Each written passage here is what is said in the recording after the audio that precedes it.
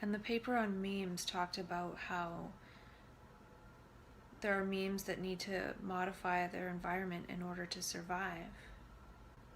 And I feel like in a beautiful environment, those memes would survive better.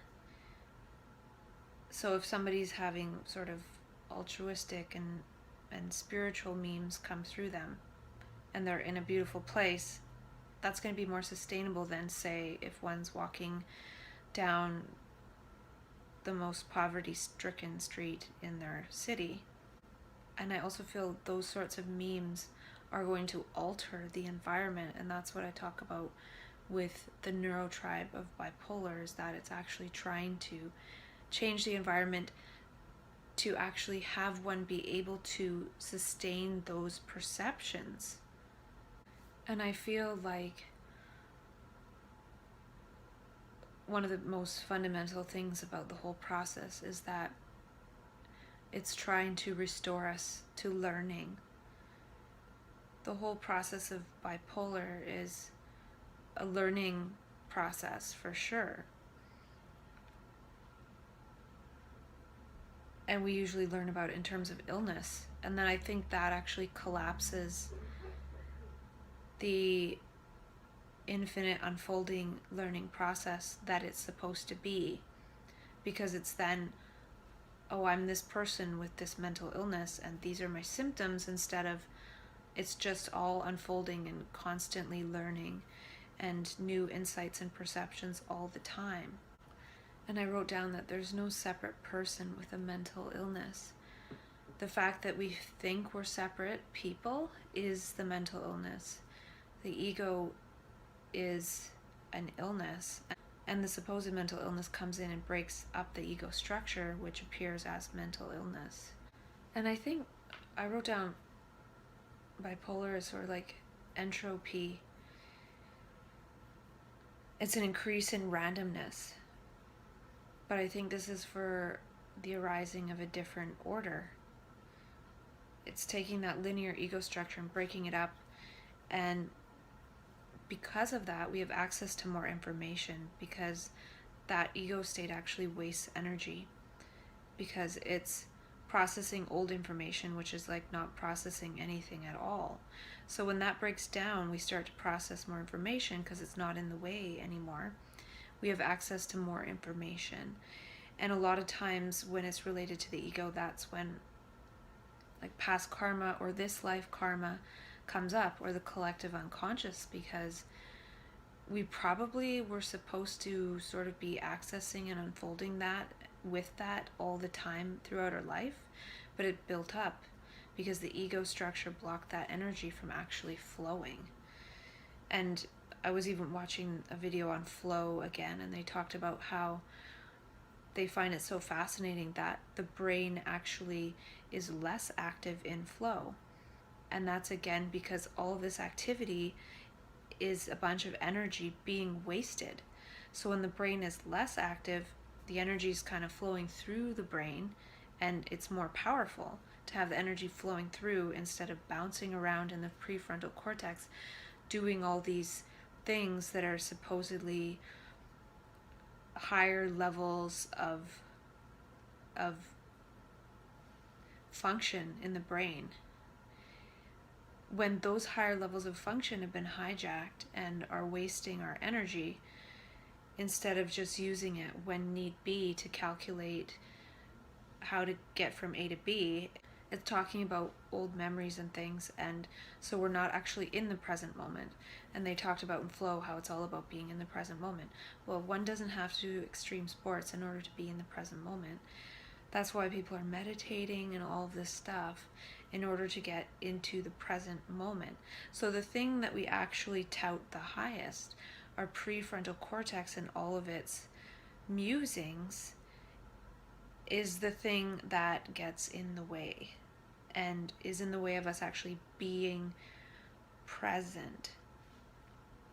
And all that stuff is actually the ego stuff, and that's the stuff we try to band-aid back up, which is this ego dopamine complex happening when the process of map consciousness and trans consciousness is trying to break that down so the energy can flow through. And then when the energy starts flowing through because it's breaking down, this ego process is still trying to make associations and abstractions, and yet there's more energy and information coming through. So it's infinitely confusing. I like what Alan Watts says, which is, you are what the entire universe is doing at this point in space-time. And with this access to all this information, we realize that the whole universe is folded up in us. We are the entire universe, what it's doing at this point in space-time.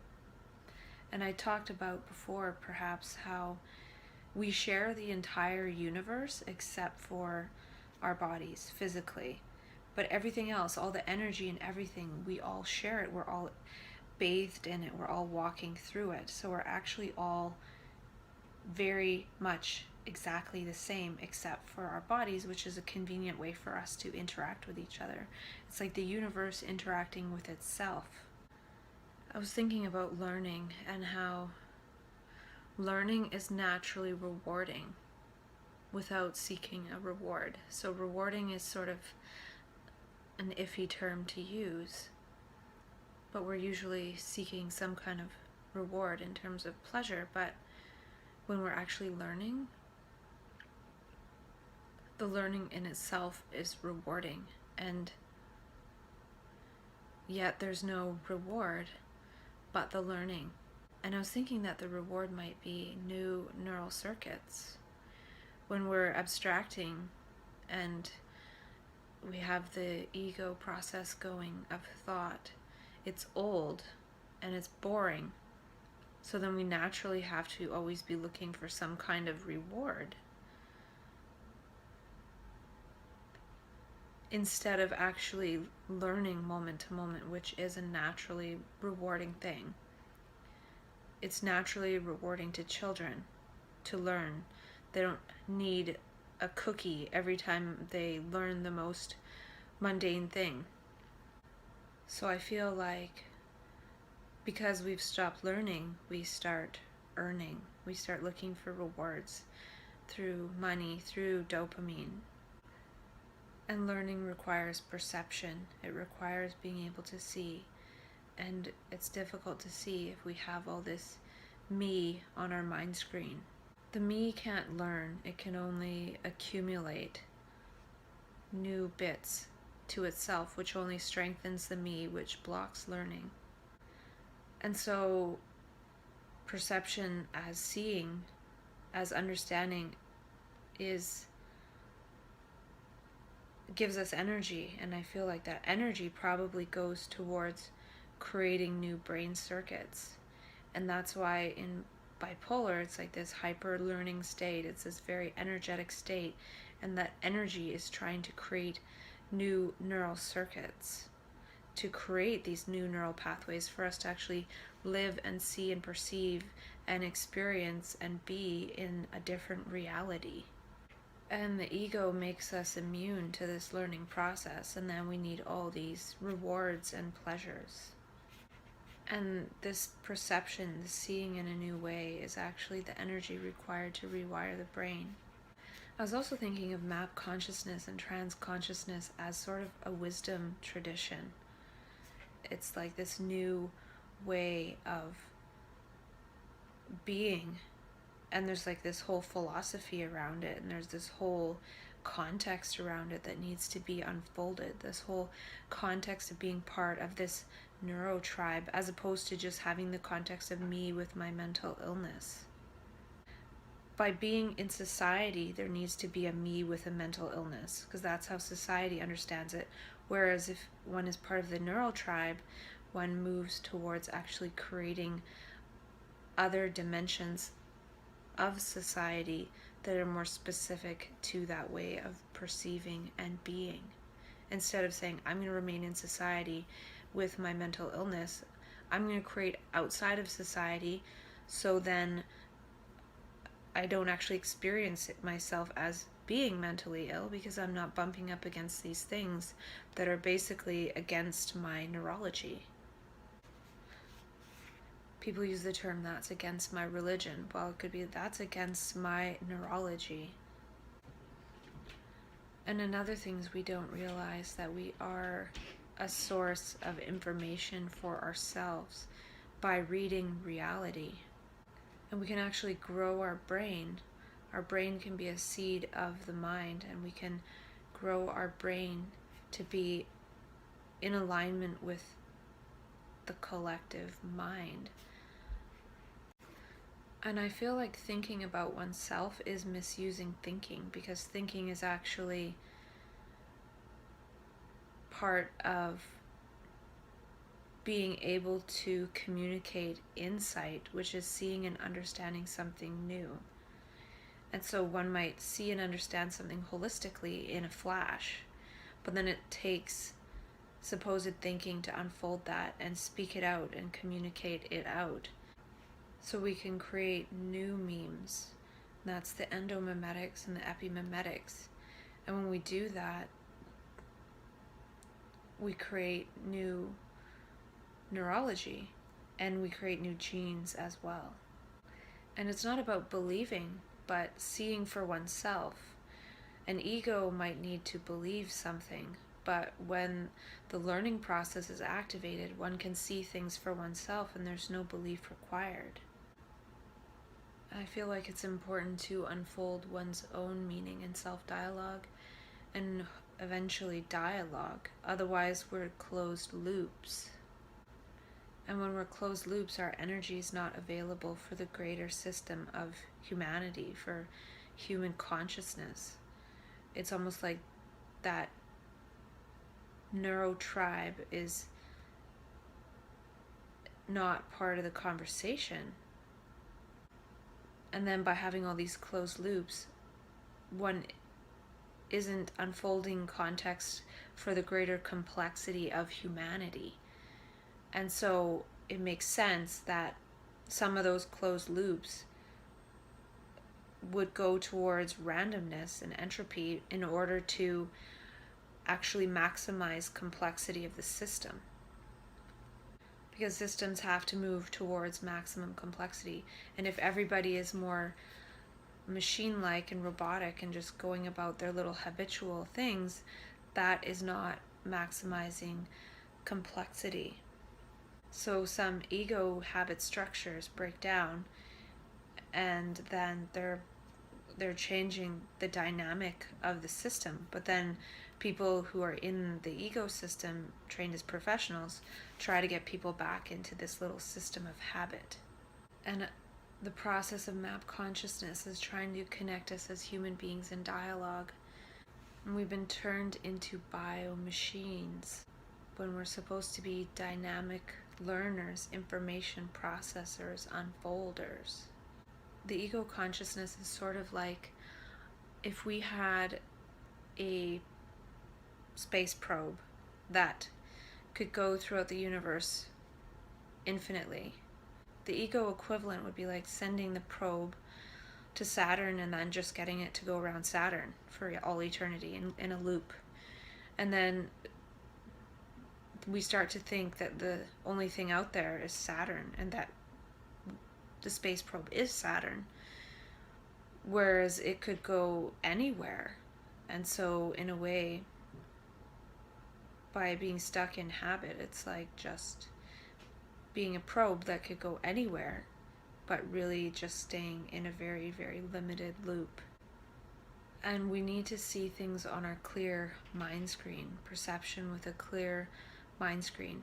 One of the things that gets in the way is TV and media, because it pollutes our mind screen. It's not clear, and it's having all those lower energies resonate on our mind screen, so we can't actually perceive anything above the collective level of consciousness of the media and the TV and the entertainment that we consume. That could be one of the ways that travel actually allows some people to go into other states of consciousness, is that they're not really consuming media stuff. So the mind screen releases some of its allostatic load. So the ego is a false equilibrium. if I have any goal with this, besides my own self-dialogue and unfolding context, it would be to restore the brain to learning. Because otherwise, one just clings on to some facts that seem believable and then holds on to that, when really, if one is able to restore one's brain to learning, one will see one's own facts unfolding infinitely and learning that way versus learning from what other people are saying. So nothing I say is to be believed. I don't even believe any of it. I forget most of it after I say it. It doesn't really have any value unless one sees it for oneself. And I think that's what I've learned through this process so far, is that the brain can just keep learning without accumulating.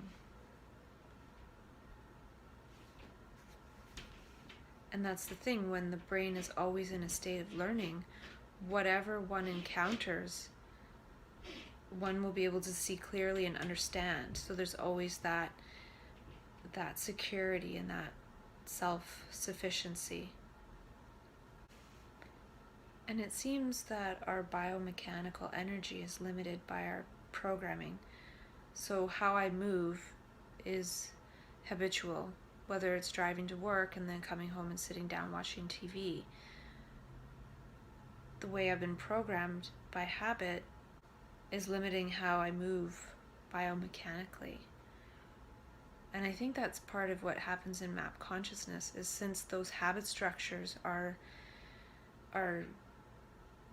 scrambled, one has access to so many more degrees of freedom of movement because the movement is actually tied into the programming.